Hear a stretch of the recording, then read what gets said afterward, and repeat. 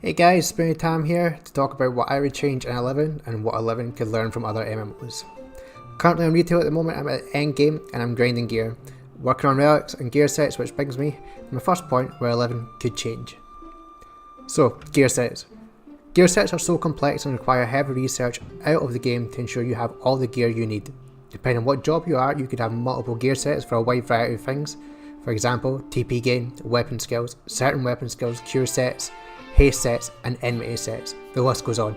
As a new player to endgame, this becomes a nightmare as there is no clear path of where a player should be heading. I still don't quite fully understand what gear I require for the jobs I'm currently working on.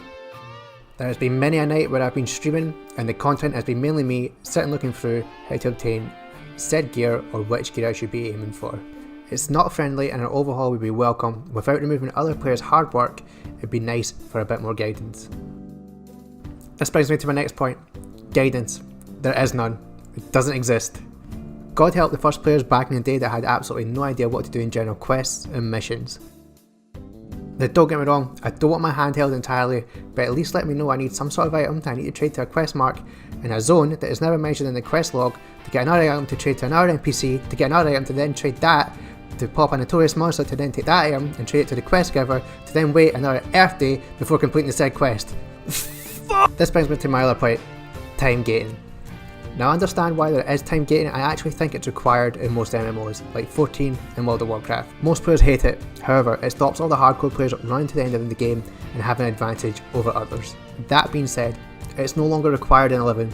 The game is technically finished. Remove the time gating elements. I don't feel like players should need to wait full Earth days before another element opens up in a quest. No one is racing to the end, and to be fair I don't think anyone really did in 11, it's not that kind of game.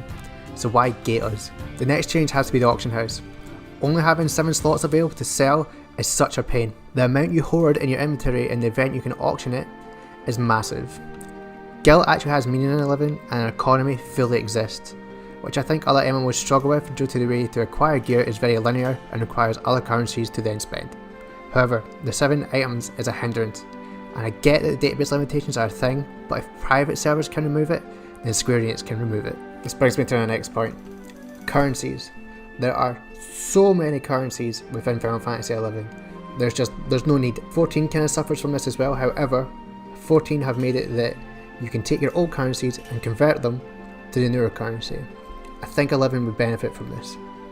Trying to figure out which gear you can buy with said currency and how to gain that currency is just a mind boggle. There's no need anymore. I want to be able to convert my old currency to new currency so I know what I can spend and where I can get it.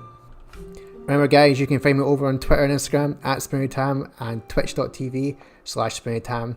And for my last change, and this is a big one, play online can just get the fuck